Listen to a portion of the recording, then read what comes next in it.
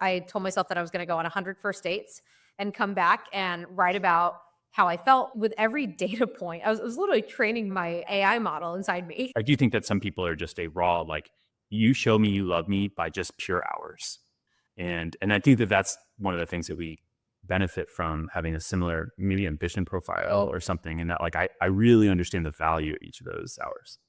There's a lot of people that me and Alex could have been with and be on some sort of happiness scale with. The difference is that we might have had to compromise on certain dreams or we might have had to be different people, but humans are adaptable. And I think it's actually better to build a loving relationship with somebody and maybe sacrifice like a dream or two that you had for your own individual life than it is to go your entire life searching for that perfect thing and never finding it.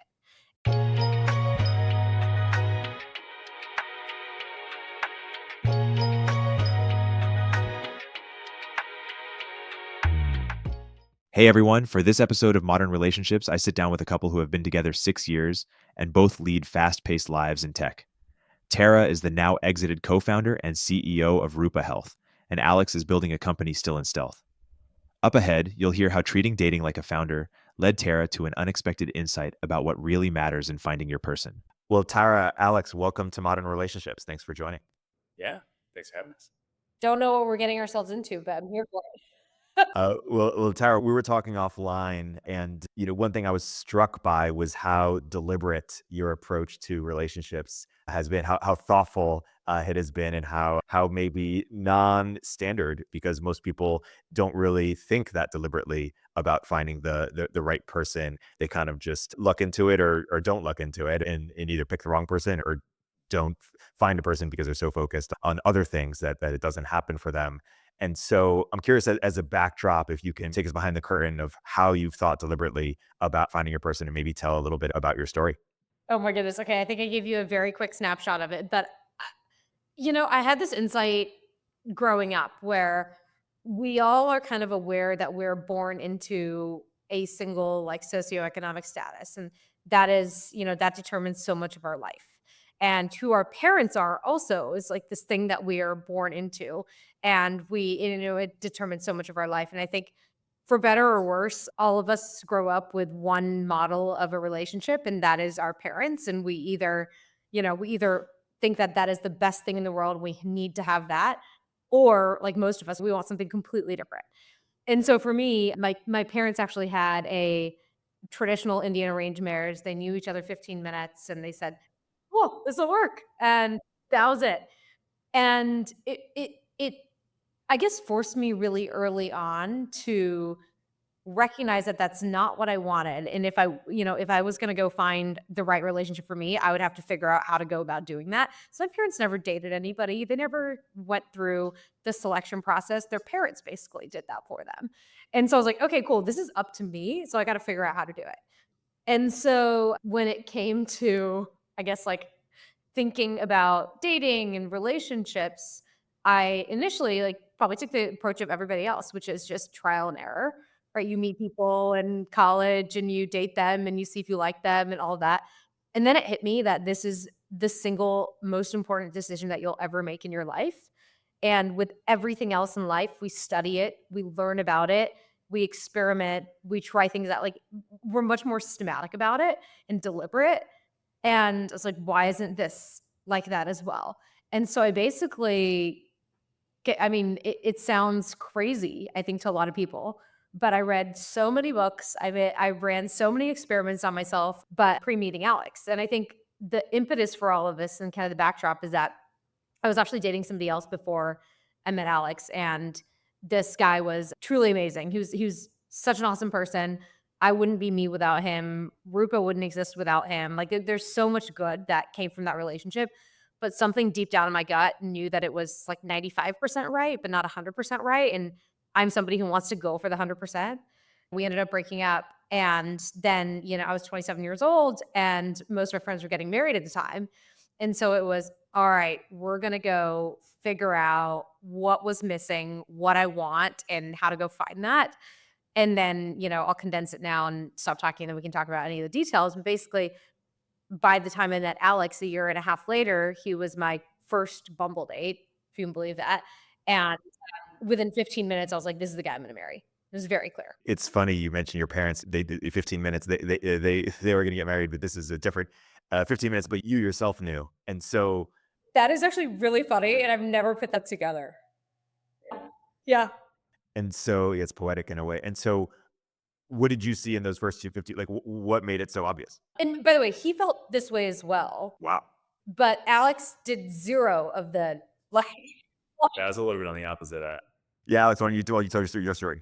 Yeah, well, I do think that a lot of your worldview is made up by the like environment that you grew up in, and I was like really fortunate to have two like incredibly loving parents, and that was like the world that I knew, that you have this like super high expectation of like a partner and a teammate, but I didn't necessarily want the same relationship that my parents wanted, and through this process, of like being a founder and like being like work obsessed and all this other stuff, I also knew that this is like the most important decision that you make. But I just figured I would never end up like compromising the kind of quality of partner I'd end up finding. And then because of this combination of like being pretty work obsessed and never willing to like compromise, I just thought I would be like 50 and single. And then at that point, I would have like the, midlife crisis. And it was like the scheduled midlife crisis was going to happen, where I would then resort my priorities and eventually be like, oh, hey, I should, kind of change or lower some expectation or change what I'm looking for. So it was kind of unintentional, but I think both of us knew, like, 15 minutes was like, it's like, that's the upper bound. It was really quick for us to kind of both know that Yeah. it was really real. Say more about how a lot of people meet someone they're attracted to, but they don't necessarily think, wow, this is my, future husband or wife, or what made you immediately know? So one of my biggest realizations around relationships is it's a decision like any other decision in your life, except it's a big decision. And so people make decisions in very different ways. Some people are very, very logical about it, and they need to go through all the pros and cons, and they need to like understand it logically. Other people are very emotional about it. Other people like go based off of their gut. And what I learned is that if you look at your life and think about like the big decisions that you've made in your life, the decision on who you are going to spend your life with will probably look something similar to that, like the how you came up with it. And so for me, the way that I generally have made decisions in my life is I study, I learn, I train my gut in a very kind of mechanical way and until it becomes automatic. And then my gut just knows. And so I basically spent a year like I told myself that I was going to go on 100 first dates and come back and write about how I felt, what I liked about that person and what I didn't like about that person, all of these things. And so like with every data point, it was literally training, my AI model inside me. And then when I met Alex, I just kind of knew. And I think, What number date did you go through the 100, or what number date was that? no, he ruined it for me. I was probably like, he was probably like 60 something or something like that. But I think that, Got it. Were you dated? yeah, yeah, but I've been through enough. And it's interesting because I did all the things that I think a lot of people would find embarrassing. Like I went to a, Give us the whole list. People are here to listen to this podcast to learn things that may not be obvious. So I want you to tell the everything that you think might sound crazy. I want you to say on this podcast. I love it. Okay, so men are from Mars, women are from Venus. Like, read the book. It is like men and women are different, or feminine and masculine energy are very different. But I read every relationship book, not just that one. But I think that one is one that people are kind of embarrassed to pick up. I took a relationship course. And I made my roommate, my friend, my acupuncturist, like everybody come with me as well. And it was a 3-week weekend course for women, and part of it was like being learning how to accept compliments and just all of these things that I think a lot of women aren't really encouraged to do anymore. We're supposed to be like strong, and that's like just all of this stuff. I have a lot of thoughts on that, which we can get to. But I took the relationship course. I went to Tony Robbins' Date with Destiny. I wrote out a feelings list. So one of the biggest things that the woman who ran the course, I got her to be my coach as well. So she basically helped me go through all of these like internal blockers and insecurities like that we all have that are kind of stopping us, because like generally speaking, like our ego gets in the way of us finding a really good relationship, and you kind of have to get that out of the way. And so one of the things I asked her was, hey, I have this list, and I think a lot of people have this list of the type of person that they want to be with, even if it's not written down, it's in their head, and it has all these characteristics about a person. I want somebody who is ambitious and a startup founder or whatever, right? Like has X type of quality of life. Like we can cook together. What we all have our list. And I I asked her, I was like, well, why when I meet people who have all these qualities on the list, I'm not really attracted to them. And there's other people who I'm super attracted to who don't match this list at all. And what she told me was actually super interesting. And I've used it now for recruiting and all kinds of things. And it's basically that when we come up with characteristics are basically our shorthand for trying to understand someone's values. What we're really trying to get to is understand someone's values and see if we're values aligned. And so let me give a really clear explanation. So let's say that there's some people there you want to date somebody who is a startup founder. Two people want to date, that's like on their criteria list. One person might want to date that founder because they value freedom and they value flexibility. The other person might wanna date that person because wanna date a founder because they are deeply wanna be in control of their life, and they wanna, have 100% basically, like, say over what they're doing and things like that. Autonomy. Yeah, those are two very different values, but on the but people are basically saying, "I'm gonna attach it to this characteristic." And so instead of actually making a list of characteristics, she said, make a list of how you want to feel when you're with that person. And then basically, once you meet people, map back to that feelings list and see if those feelings match. And she's like, that will be a much stronger guide. And so I actually made these feelings lists. And you want to make them for different things. Like, how do I want to feel intellectually? How do I want to feel physically? How do I want to feel safe? Like all of these different things. It's not just like one feelings list. So I made that list, kind of forgot about it, and then met Alex, and then went back to that list months later, and everything on that list had been hit. And it's super interesting because it actually has nothing to do with these external qualities and characteristics that so many of us are going after. And what were some of the most important things on that list, just to give some examples? Oh my gosh, let me think if I remember. I feel like one had to be growth. Yeah, But I I think it was that I wanted to feel supported, challenged in a kind way. I wanted to be like intellectually stimulated. That was a big one. I wanted to feel safe. I wanted to feel excited. Like I'll have to go back. I'll literally send you a photo of it. I'll find it in my. I'll send you a photo of it. And so what you're suggesting is when people do this sort of transformation of it sort of changes from like 6'5", super rich person to, to sort of I want to have these specific North Star feelings. Yep. Yep. It's a much better guide. Yeah. You said you interviewed 200 people about how they knew their partner was their person. What did you learn from that? Interview is a strong word. I would just go up anytime I'd meet someone who was married, I'd ask them how they met their partner and when they knew. even divorce. Yeah, and divorced too. And I'd say, "Hey," I asked every person I met who was divorced, this was over a span of like a year and a half, 2 years. I'd say, "Could you have guessed on your wedding day that you were gonna get divorced?" And with the exception of 2 people, every single person said yes. And they said, "If I'd been really honest with myself, I would have known that this wasn't right." What is the takeaway from that, or just like in your gut whether it's a hell yeah or no, basically? Yeah, I think it ultimately is, are you doing this out of pure positive joy and it's like pulling you towards it? Or is there any semblance of fear in there or feeling like you're going to lose time or something like that? And I think that people know. And this is the thing is like, we're so out of tune with what our gut is saying that if they were, most people, if what they had told me is if they could have been honest with themselves and really listened, then they would have known. Alex, how did you think about your criteria and or sort of what you were looking for, and how has that evolved over time, if it has? Yeah, probably like kind of opposite, and that I just wasn't intentional about it, maybe at all. But I think I think it's part of it. Like having a bunch of friends who are at a point where they're like dating is the number one most important thing, or maybe more importantly, is like finding my partner is the most important thing. That's like a super tough position to be in, just because the stakes get so much higher. I do think that maybe part of it that made it easier is that I wasn't super actively analyzing everything. And I kind of feel like it's like the like music analogy is like, when I used to like listen to music on a radio, I used to really like, you find a song and you could actually like really, really like the song that came on. And then I feel like in the world of like infinite choice and optionality and constant evaluation of do you like this song because you can play any other song in the whole wide world, you like find that even the kind of frequency of your like love for music maybe gets compromised a bit in those scenarios because it's not as it's like a freedom of choice or too much optionality and analytic nature of things. Are you saying I was just the best because you didn't meet enough people? No, I'm saying that What are you because saying?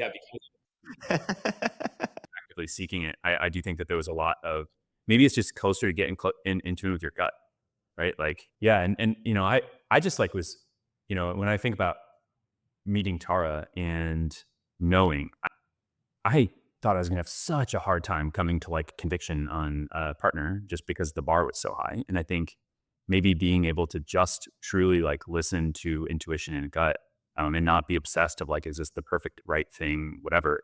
It became so obvious very, very quickly. Yeah. It was scary at how certain Yeah. it felt for both of us. And how old were you both when you met? 28. Okay. So it's not like you were both like 35 or something and like, super eager to, needed to find something right away. And we were both starting our companies. We both had Yeah. It's like pre-seed companies. yeah, like point of like high volatility. Yeah, it's like not a lot of it maybe made sense perfectly at that moment, but it was really obvious. Yeah. And to that point, I think one thing that we talk about a lot is I don't think I could have met Alex 5 years before and had that certainty, been ready for it. I believe in timing now in a way that I never did before. I think that we got lucky because I was such a different person even a handful of years. And what do you think if Alex was 6 years older, which is another way of saying what are your thoughts on sort of timing as it relates to age gap or maturity gap or sort of stage of life? If he was 6 years older than me, Yeah, yeah. Yeah. That's like now. Yeah. If he was the age and stage of life where he is now and he had met you and you were, the stage of life where you were 6 years ago. so this goes to the another strong belief I have around like you don't find the perfect person, you build the perfect relationship. Hmm. And so much of it is just growing together and being committed to growing together and recognizing that like no one is perfect and everybody's a work in progress. And I think we both were really understanding of that in one another. And to your point on growth, like growth is a huge value of both of ours. And because of that, I think we were able to see each other as unfinished products and be excited to build together. And I think that if you have that, then age in that way might not matter as much. But I will say like 28 to 34 might be completely different of an age gap than 20 to 26 or something like that. So I don't know, hard to tell. That makes sense. Let's go back to your sort of, autodidactic study. You're reading these books, you're taking these courses. Is what I'm gathering for you is seems the main takeaway is it helped you lean more into your femininity. I want you to further explain that and also share if there were other sort of major sort of lessons that other people should take from it. Yeah, I'd say that was maybe 2% of what it was, in that I do think that women, especially ambitious, you know, women who want a career or are founders or whatever you want, whatever type of career there is, we're almost told that you don't need a guy, and if he does anything wrong, he's not the right one. And we're told this narrative that I actually think like really puts a disadvantage on us because you don't want to be seen as the weak woman who is settling for a guy or who is putting a relationship above your work. And there's all these weird narratives. And I actually think is a huge disservice because the most powerful thing and the most powerful source of energy is having a foundation that you have built with somebody that then you feel free to go do whatever it is outside of that. And so I think for me, there was definitely coming into this like a sense of independence that I had had because of a narrative that had been, you know, in the zeitgeist, I guess is one way of saying it. And there was a certain role that I had to fill. And I remember, raising our pre-seed, and it's always weird when there's a male investor and some of them ask you out and then some of it's just always like a weird thing, and feeling like I needed to be this like independent person. And going through all of these learnings kind of made me realize that all relationships like need polarity, and at times like I might be that really aggressive, intense person at work, But actually in a relationship, I don't want to be that person. I want to be a little bit like, I want to be taken care of. I want to be, I want a different type of relationship when it comes to like our personal life. And I think that all of those learnings made me realize that men and women are actually like very biologically different. And what I was wanting was natural, and to lean into that instead of trying to fit these stereotypes that maybe were part of society's zeitgeist at the time. And so is awareness of what you said enough to be able to do that, or how do No, we did these exercises where we stood in front of each other, these women stood in front of each other and gave each other compliments, and we'd stand there and not squirm. And it's really uncomfortable to just stand there and receive a compliment. Receiving and feeling like you don't need to do everything yourself is a practice in and of itself. And so I would do that. Getting in touch with your feelings. What do you actually even feel? Can you recognize a feeling when you have one, when you're around somebody? Those types of things, even just learning feelings vocabulary, that's a skill that I think most people don't have. We are happy, sad, excited, pissed, angry, whatever. But can you go beyond that and really dive deep into some of the more nuanced feelings and why they occur and things like that? And so there's lots of practices. I studied like nonviolent communication. Like we were we were so much more immature versions of ourselves. Like I think another thing that I really learned is there's two people in a relationship who have previously spent their entire lives separate and grown up in different worldviews, different, homes, all of that. And so why do we expect that the language that we use and the traditions that we have and our weird customs and things like that should be easily understandable to the other person? And you have to be patient because none of this stuff comes automatically. so say more about this? You guys knew right away, but like any relationship, I'm sure there were challenges in the beginning. You said you were immature versions of yourself. To talk about the biggest things that you guys did to grow either individually and as a couple. Yeah, we definitely learned, we had to learn like a new language to talk through, to be able to like communicate with like words, like literally word choice and what they meant and associated meanings to those words. But there's also like Tara's brain is very different than how my brain works. And it actually probably follows like a lot of traditional gender differences. Like it was easier to hear that from friends who had also gone through like similar scenarios with their partner. Can you elaborate? Give an example. Yeah, like my brain is like very linear, step by step, and Tara's is like absolute opposite of that. It's like she'll put together this, node map or like scatter this giant graph of, She's a visionary. yeah, it is graph of information that then eventually has some like extremely novel and unique, powerful insight that comes together at this like last moment.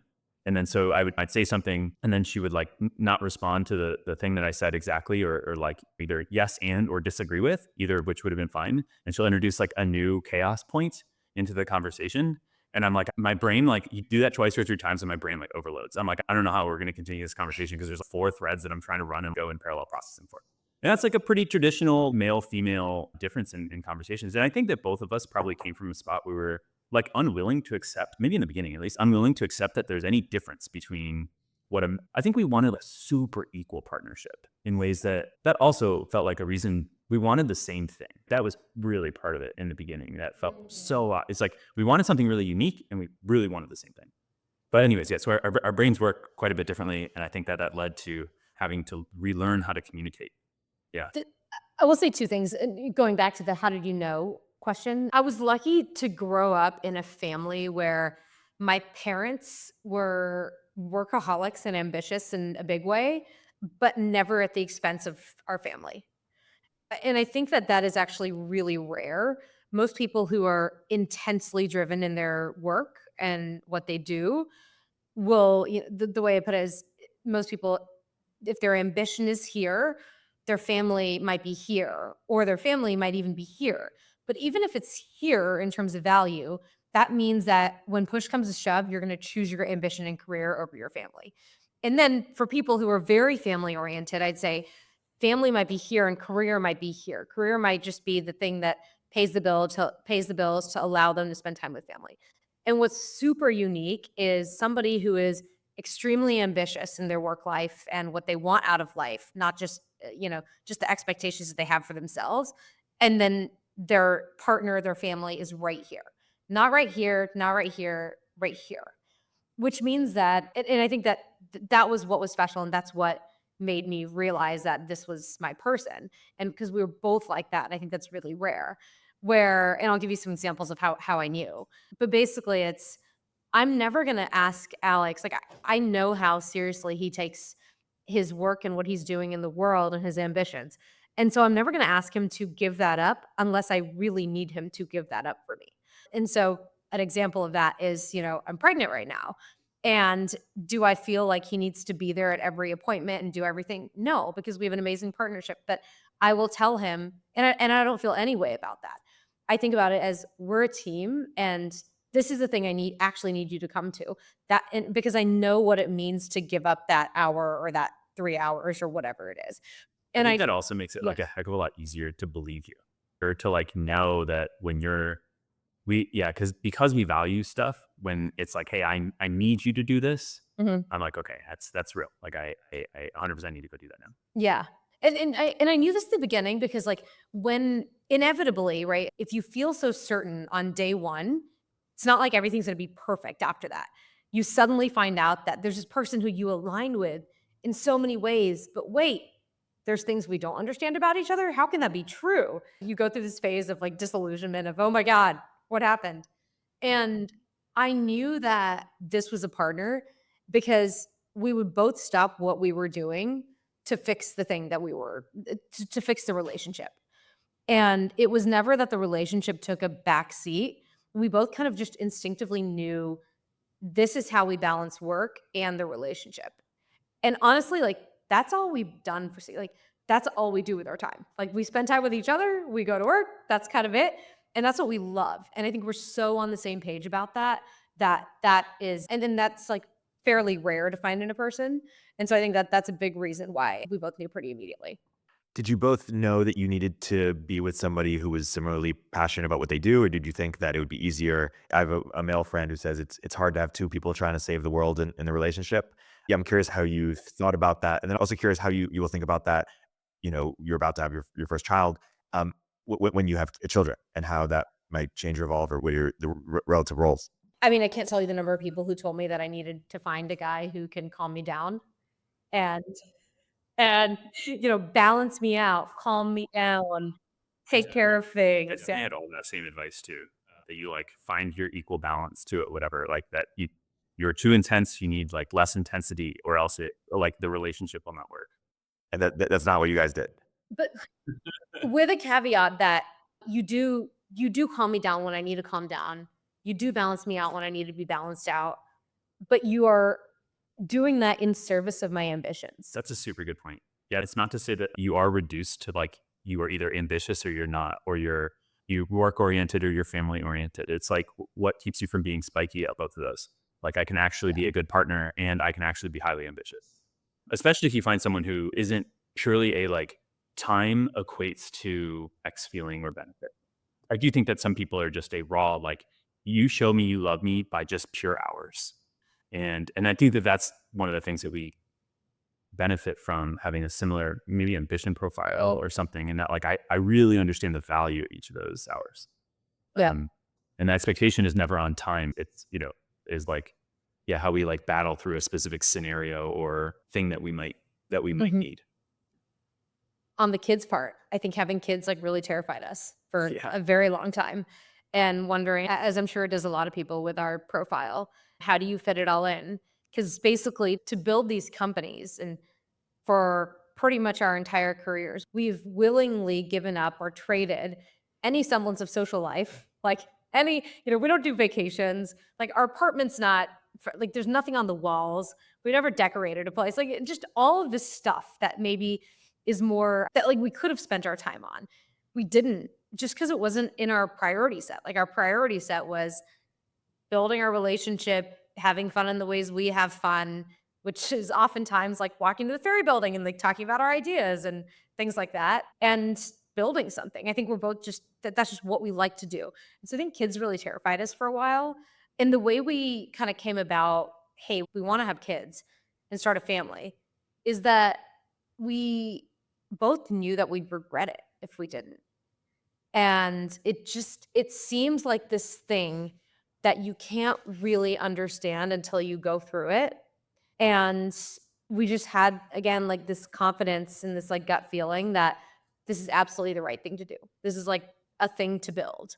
But we're both really inspired by the idea of living one life with our family, not having a here's our kid life and here's our life. It's really just like integrating the whole thing. And I think that with me, I mean, this is crazy timing. I didn't plan any of this, but selling my company last year, and I've now exited completely out of it. That was part of my requirements to for the sale. And now being pregnant, having our first kid coming in 6 weeks maximum. So anytime now to 6 weeks is we're in this place where we can actually do this thing together. And so I was messaging you. This was in December. So I was telling you a month ago, and I was telling you, oh, I think we're gonna work together. I'll go work for Alex. And I joke that it's the cheapest form of childcare is just taking the baby to the office. But actually, like we're both very excited about that idea. And this idea that we can like build something together truly and have all aspects of our life involved in that. Yeah. So does that mean that, well, how many kids do you expect to have? It's so funny. We were like, for a while, it was like, how could we fit a kid into this world, like into this like tiny boxed in life that we have, and like really time constrained. And I feel like it went from like, we'd be crazy to think that we're going to go through life and not have kids and build a family. Mhm. So maybe we should have a kid, to like, let's have like 10 kids. We're totally in the boat of like, let's have as many kids as possible. I like, From like scarcity to abundance mindset in such a fast turnaround. And so, Tara, when women think about kids, one thing they think about is, hey, I've been running a company for a while. If I have kids, does that mean I'm no longer going to be starting companies again? Does that mean I'm the predominant sort of, caretaker? Some people care about sort of this sense of fairness or equality. And so, is there 50-50? But if this person is running a company, how can they feasibly do it? So I can only have one or two kids. Like, what do you say to those people, or how do you sort of reconcile these tensions? yeah. I think for me, anytime I start thinking about are we each doing our fair share or is it 50-50, that is a path of destruction. It's never 50-50. It's never a fair share. I think about it as what phase of life are we in? And honestly, the last 5 years, I think you have supported me more than I have supported you. And I look towards these next how many ever years, and I'm honestly like very excited to support you in a really big way, which is why I feel really confident going into this pregnancy, feeling like Alex is telling me I'm way too confident. I'm at this place where I'm like, I can birth this baby myself. I don't need a doctor. Like, or just like I'll squat and have this child. Like, this is we're good. We're good. But but in all seriousness, I think about it as I've learned a lot from pregnancy as well, where, yeah, it's taxing on the body and it's difficult and you have insomnia and you have back pain and you have all these things. But it's like anything in life. If I focus on the 5% of me that feels really different and uncomfortable, I'm going to be unhappy and I'm going to be like that part's going to magnify. But if I focus on the 95% of my life that's actually very normal and going fine, I have all the energy to do all kinds of things. And so, granted, I'm 8 months pregnant. This kid hasn't come out yet, but through it, like I found out mid selling the deal. So sold the deal. So I sold the company. The day we closed was my 20-week big anatomy scan ultrasound. Like I can't tell you how chaotic it was, but it's like we can do so much more than we think we are capable of if we feel like we are integrating all aspects of our life. If we feel like we need to separate these things out and other people need to give their fair share, like these are mind traps and we have to get rid of the mind traps. I actually think that women are told the wrong story here. You need to make sure that you have all that, that your partner is doing half the work and you're supported and all these things. Honestly, it's like, how do you eliminate as much of the victim mindset as possible and realize that you are doing something like super incredible by bringing life into this world? And how can you fit it in harmony with the rest of your life? And so I plan on starting another company or who knows? Like I'm not done yet. I'm definitely not ready to retire. I have like so many dreams that I want to accomplish. And I just can't imagine a world in which the most amazing thing that ever happens to us could be limiting in any way. So much of it is mindset.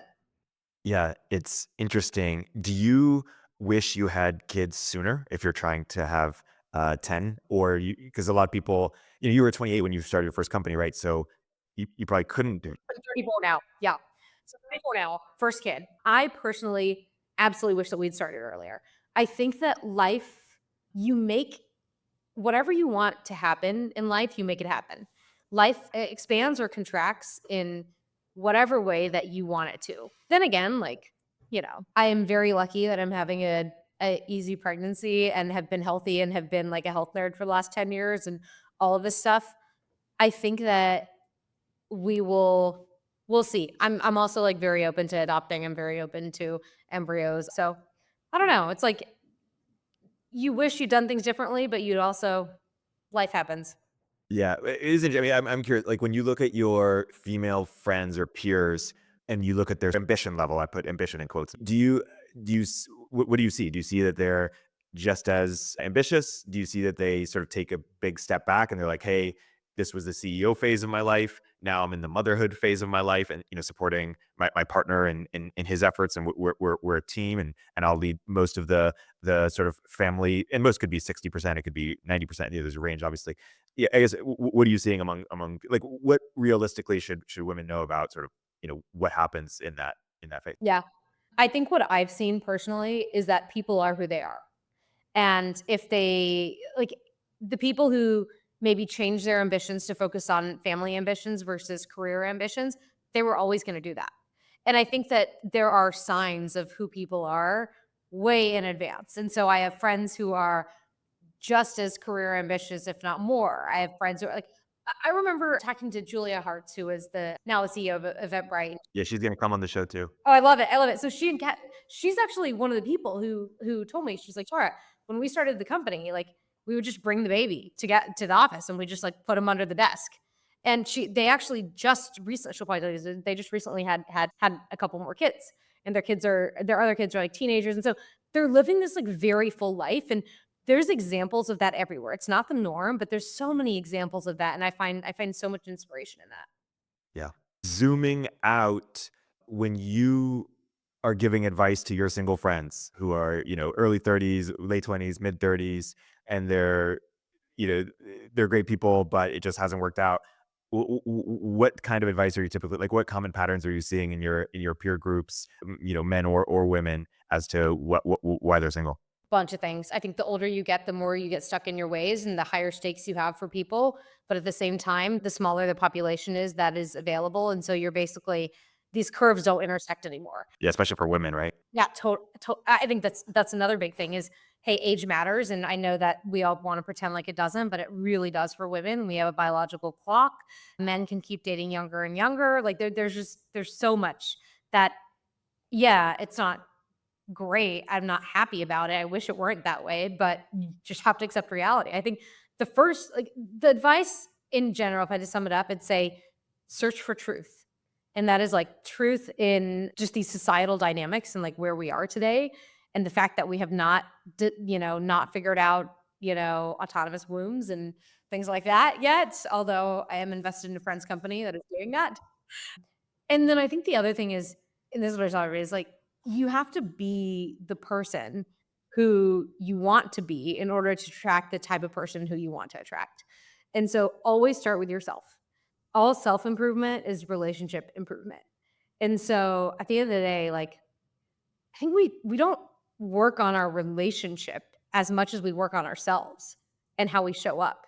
And that's the only thing that we can control. And I think very similarly to friends who are single and who are looking for the right person, it is make yourself the most attractive version of yourself possible at a very real place, from a very real place, not superficially attractive, but like make it real. And that person will show up, no doubt.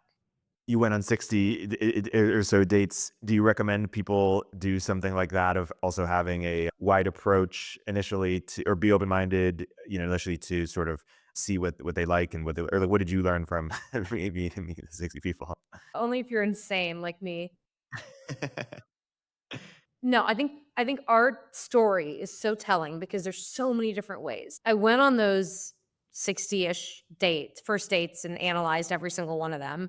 It was basically user research was what I was doing. And I did that though because I wanted to learn, and that's how I learn. And so I'd say like do whatever you can to do a little, do a little retro.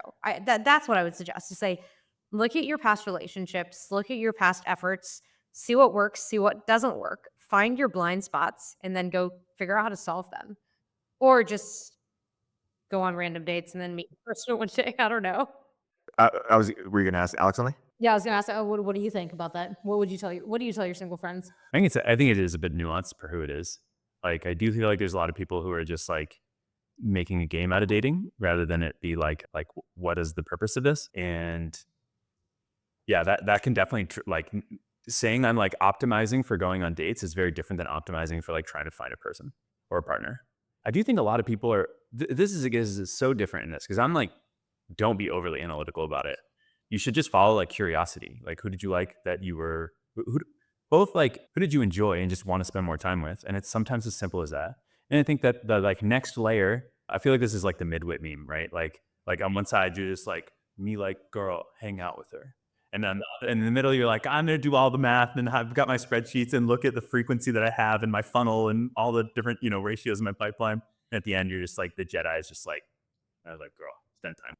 But sometimes people are, tend to like whether you like the bad boy or the crazy girl or whatever, like tend to be drawn to people who maybe aren't the best. Maybe that goes back to Tara's part about the focus on yourself then. Yeah, breaks everybody. I mean, it's like my dad's advice, right? He keeps telling me and my brother, he's like, it's not that hard. Just whoever makes your heart beat fast, like just marry them. Like, It can be that easy. can be that easy. Yeah. Yeah. In contrast to this woman, Meltem Demirors, who seems like a great person otherwise, but she had this tweet yesterday, went viral. That was no longer interested in romantic love. It's silly and disadvantages women. I'm interested in strategic alliances, merging bloodlines, joining clans, and building an empire. The only thing that matters is loyalty, consistency, and shared vision. This is the energy of 2025. Sounds like an arranged marriage to me. Yeah, yeah, exactly. What's old is new. I mean, don't they? Is there something about them tending to work better? Or is that kind of cope or just like a fantasy? No. I think it that is true for one reason and one reason only, which is y- and there's lots of horror stories around arranged marriages too, but for the most part, they work fine. And the reason is you go into it without the option to come out. You will make it work. No one would look at my parents and like know and say that they were made for each other, right? But they have built the relationship that sustained our family and did all these amazing things for us. And I think that even though I don't want anything, I don't want that. I wanted something different. I have to like respect that that is a way to achieve something, a foundation. At the end of the day, you want a foundation. I'm personally a very big believer in one-to-one relationships, like actually having a life partner that you can build a foundation with. And I think it's like because of the who do I put on my emergency call list? And at the end of the day, you want to have one person and you want that to be a bidirectional thing where it's if someone calls me for an emergency with Alex, I know that there's no one else who's going to answer that call. Like it's going to be me. And so I will drop everything and go do that thing. And I want that vice versa. And I think that that analogy extends to so much in life that you do together. And it's just so much more powerful when you have two people trying to accomplish the same thing. I'm going back to the example of the phenomenon where you're sort of with someone and it feels in some ways it's easier if it's not going well because then it's like, hey, let's just break up. Yeah. Yeah. But if it's something where it's like a 9 out of 10 or 9.5 out of 10, but just doesn't feel 10 out of 10, and I'm trying to depersonalize it. So maybe just generalizing when you see people have that phenomenon, what's typically happening there? So hard. Okay. Don't quote me on this, but let me just say I actually think that that guy and we could have been happy together. I think so. And I think that if I was 35 and we were together, I would have, like, I think it's probably a better decision to make that work than it is to walk away and try to find 100%. Because again, it's like what you build, it's not who you find. But because I was 27, I rolled the dice a little bit. And I don't know that I recommend that for everybody. I'm a high risk person. And so I rolled the dice and I won that. I won the lottery on that. Two analogies, but And I think that what ends up happening is a couple of things and why people end up that way. It's that you're not you're it's kind of taboo to study this stuff and analyze it and learn about it. And, it's supposed to be just you meet somebody and it works out and all of that. And so people don't think about it. And then suddenly, musical chairs and the music stops when you're 27, 28, 32, sometime in between there. And everybody just marries who they're dating at that point. And so you don't even stop to think about, is this my person or not? It's just the person who you're with at that time. And so I think that tends to happen quite a bit. I've seen it with my friends quite a bit. I've seen it with friends who've gotten divorced quite a bit. Like, it's just this game of musical chairs without much thought into it.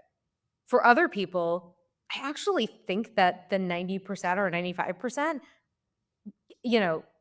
huge caveat that the 5 or 10% that's not there is not something that's like a total deal breaker or dangerous in any way or anything like that.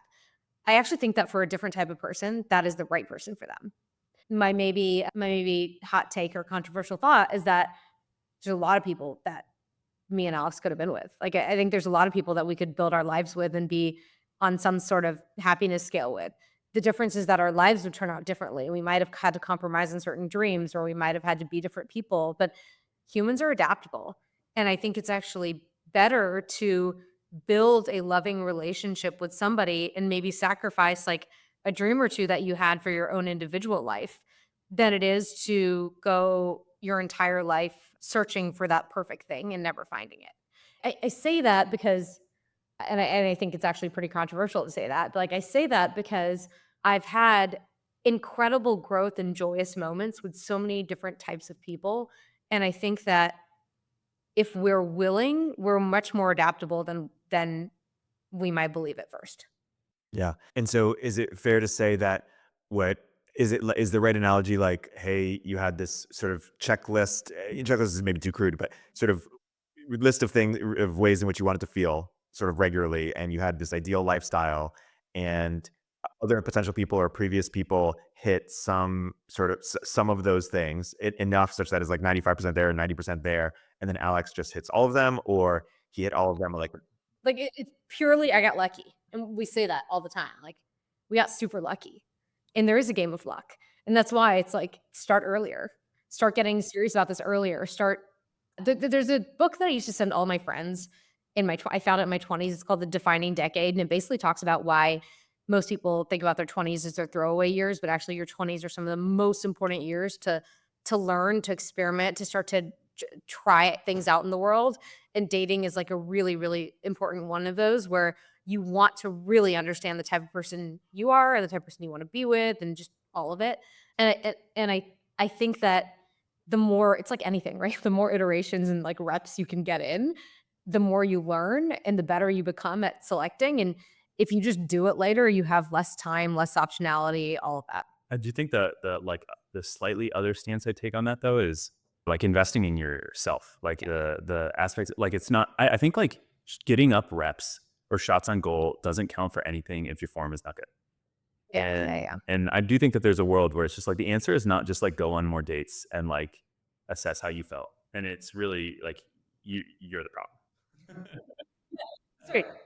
That is like what I Or mean. maybe that's Yeah. that's like table stakes, and I think on top of that is building. That's what I mean for iterations. Like if you're, I mean, think about it like a product, right? If you're just like building something and like throwing it out into the world, but you're not actually listening to any of the feedback, you're not doing retros on it, you're not like understanding what's going on and the why and getting back to first principles. Like if you're not doing that work, you're not actually moving forward. And it's the exact same thing. Like you have to do the work. You always have to do the work. Nothing in life is free. totally. Are there any other hot takes either on dating or relationships or messages that we tell men or women that we feel should be edited that we haven't gotten to on this podcast that we want to make sure that we share? I mean, I've said this, but I think a big one is life is better with a partner. Like it is. Don't fall into the trap of independence is the best thing ever. Yeah, I like didn't appreciate that as much Yeah. until I like started noticing what we're building together. Yeah, I definitely didn't appreciate that as much. Yeah. Like the actual building of the relationship and the thing that you kind of have now that's hard to explain and make tangible or whatever. Yeah, and how much the effort is like put on the building rather than the, I don't know, maybe selection. Or When you have friends that you feel that are in relationships and you're like, this doesn't seem like the right match. It seems like 75%, 80%.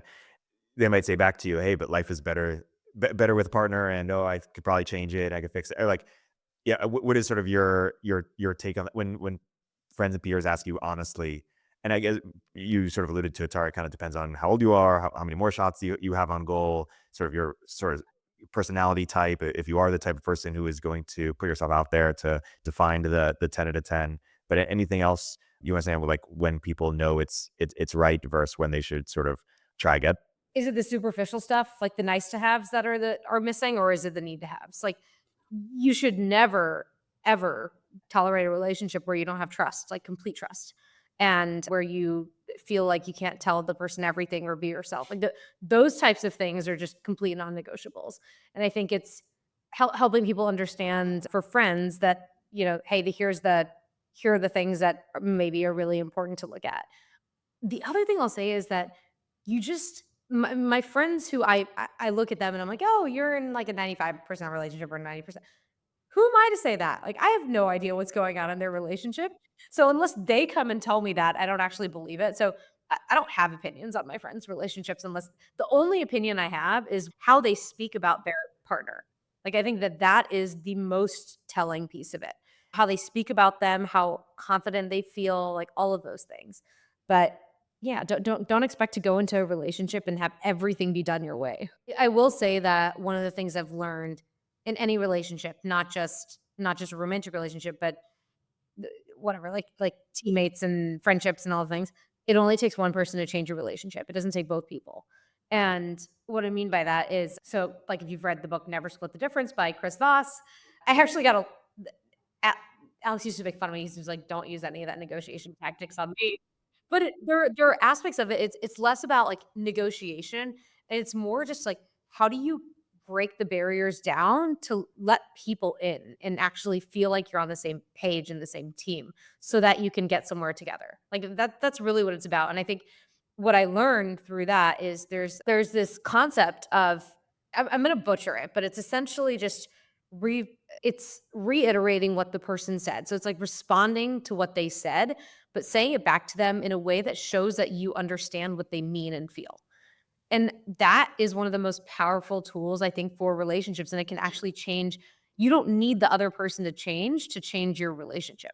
Because one of the biggest things is like when people feel like they aren't seen, heard, understood, we put up walls. When we put up walls, like everything starts to crumble and break down. And when I put up a wall, Alex automatically puts up a wall, and then my wall gets bigger, then his wall gets bigger, and then we're in this like downward spiral. But if instead I can actually and the reason we put up walls is because we don't feel understood. But if instead I can, with my words, show him that I'm deeply trying to understand what he's saying, and if he thinks I truly understand how he feels, we'll actually start to have a productive conversation. And this has nothing to do, like, Alex doesn't have to change at all. I just have to change my behaviors. And I think that's one example, but it doesn't take two people to change a relationship. It just takes one. The other person will, by definition, start to mold as well. Yeah, no, I think that's a great phrase. Gearing towards closing here, but I'm curious if there's any challenge that you guys have faced that's worth sharing in terms of something that other couples could either learn from, or if there's anything else you want to make sure to leave our audience with. Lots. I can speak to one that was really important for me personally, and it has to do with boundaries, even though I hate that word because I think it's overused and I think it's used as a weapon sometimes to say, I need boundaries, which means I'm going to cut you out of my life. But I grew up in an Indian family where like we had no boundaries. It's like love is being there all the time and showing up all the time and saying yes all the time and giving up everything that you want for whatever anybody else needs. Like that's what love was. And it was also the female role is to give up everything for the male role. And when Alex wanted to do stuff, I couldn't do what I wanted. And that was just a rule in my head. And we had this big disagreement that we couldn't get over for months, which is basically running into this concept of I felt like I was giving so much of myself and Alex felt like he couldn't understand my communication style and I was getting resentful. And I think this like very similar pattern that can happen with men and women, very common pattern. And I just like one day I got so fed up and Audible recommended some like book on dating, like boundaries and dating to me. And I was like, whatever, I'm just going to read this book. And it turns out it was like a very Christian book. and I'm not Christian. And so like, all right, I'm just gonna be open-minded, ignore the stuff that doesn't feel like it resonates, and just like listen to the stuff that does. And it totally changed my life and our relationship in that I realized the only way that we're going to be successful is if I do what I want and Alex does what he wants. And then we just like it just has to work that way. I can't keep trying to predict what Alex wants and changing my behavior because I think I'm trying to make him happy. No one can make another person feel a certain way. Like, we have to be responsible for our own feelings and our own actions, and I think, there's one very clear example where in the mornings, I actually, like I love quiet time and journaling and meditating and things like that, and, like, I need my space, but when we first started dating, he wants like, Alex doesn't need that. He can, like, hang out all the time, and I'm much more, like, introverted in that sense, and so he'd be like, "Hey, let's hang out, it's the morning," and I wouldn't want to let him down, and so I'd say yes, but then I'd get resentful because I didn't have my time and all that, and I realized the most important thing is for me to just be me, but I'd lost touch with what that meant because I'm so used to trying to make other people happy that I forgot what it was like to, like, just do what I want, but as soon as I could reclaim that and just, like, do the things that I wanted, and you were so good about encouraging me to do the things that I wanted, it's like everything just magically worked because there's no guessing anymore. Like, I'm doing what I want, you're doing what you want, and then if we want the other person to do something else, we just say it. And it makes life, I think, in relationships, like, so much easier when you can get to that level of clarity. Yeah, for sure. This is like putting on your mask first, Yeah. right? Like, yeah, I think that's actually really important across lots of different stuff that we've had to learn. Yeah. Like, how do you actually take care of yourself first? Because that makes you better for the partner, makes you better for the relationship. Yeah. Yeah, people struggle because they don't want to let their partner down, but they don't want to let themselves down, or they don't want to not be true to themselves. And so, yeah, balancing that sort of, reconciling that tension. It's not, I think people think of it as, like, selfish at times, but what ends up happening is I do the things that I need, and then I get to a place where I'm like, I want to not do my things because I personally want to do the things you want. I wanna hang out. I wanna do these other things, and not from a place of guilt or a place of feeling like I'm trying to elicit some emotion from you. It's just genuinely because I want to. And it's funny how that ends up happening, and you just kinda have to trust that because I think it's really uncomfortable for people, especially for women. Looking in closing and maybe looking towards the future, when you guys think about like the vision of your relationship, so you sort of hinted at having a bunch of kids, you sort of hinted at, sort of continuing to build businesses, but how do you sort of think about your future? You first. I think it's probably like a step by step. I don't think that we have all the answers for what exactly comes next. We'll have to running the playbook that we're running now, which is valuing the other person and the partnership. And yeah, like I think that like the growth minded perspective not just applies to the fact that we're both changing really rapidly, and the important thing that we both value is this kind of like under these like underlying concepts that allow you to stay aligned even as you change and grow. But I think that also applies to the relationship and making sure that we're going to be in a bunch of different scenarios we've never been before, one really soon. And we will kind of take that one in stride. And I'm sure there's going to be a lot of stuff that we don't intuitively understand perfectly out of the box, but that's the whole point and part of the journey. So yeah, I'm like excited to, we'll keep like learning those things and taking down new and new experiences that kind of factor into each. Spoken like a great entrepreneur. Meanwhile, I'm like, greatness in every dimension possible. Like, we're gonna build a whole new, yeah, yeah. I'm so driven by wanting to maximize like the potential of life.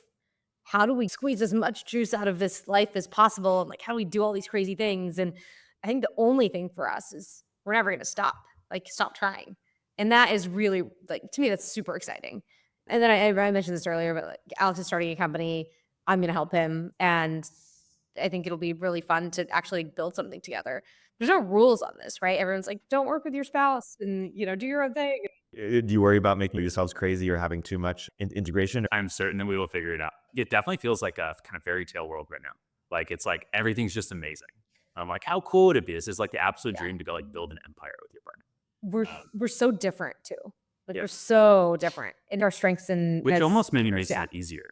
Like, because there's some stuff that Tara does that I'm just like, it's not even that I don't think I could do it at all. Like, I'm not even like, oh, I could try. And then we, maybe she does a little bit. I'm like, no, I just don't have that capability. And that makes it a lot Likewise. easier. That makes it a lot easier. Tara's like such an unbelievable, oh man, I don't know what the right like words to articulate for this are.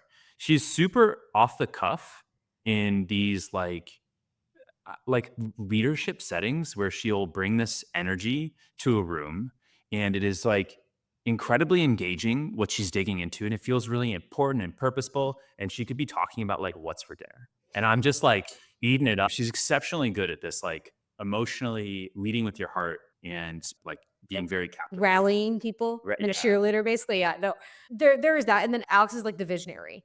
I mean, years ago in the San Francisco fires, like in 2020, yeah, like, I'm here thinking about, all right, where do we get our masks? How do we like get out of town? Like that kind of stuff. And Alex is like, why haven't we figured out how to control the weather yet? Like this needs to be a thing. And then he like goes down this path of like figuring out flame retardant materials and like figuring out how it could like cover a house and like how much would that need to cost. And he's just way out there in terms of like thinking about the future. Like his last company was doing essentially like automating the web before like people knew what that was. And he thinks in a way that my brain can't even comprehend at some point. And so I think it's going to be really fun to see how we both like fit these puzzle pieces together. And also, I'm sure there's going to be moments where we like drive each other crazy. Yeah, totally. But one of my old teammates, a founding teammate of Rupa, is actually now one of Alex's co-founders. So there's so much in the mix here. Yeah. Well, in closing, I'll say a friend once told me that, some hallmarks of a great relationship are that you admire each other and that you feel super lucky to be with each other. It's evident that you guys have that in spades. So thanks so much for coming on and sharing your story with us and your lessons as well. Thanks for having us. This was great. Thanks for listening to Modern Relationships. Please make sure you're following on Apple, Spotify, or YouTube. If you have a chance, leave us a review or comment on this episode to let me know who else you'd like to hear from on this show. Modern Relationships is a podcast from Turpentine, the network behind Econ 102, Upstream, and Turpentine VC.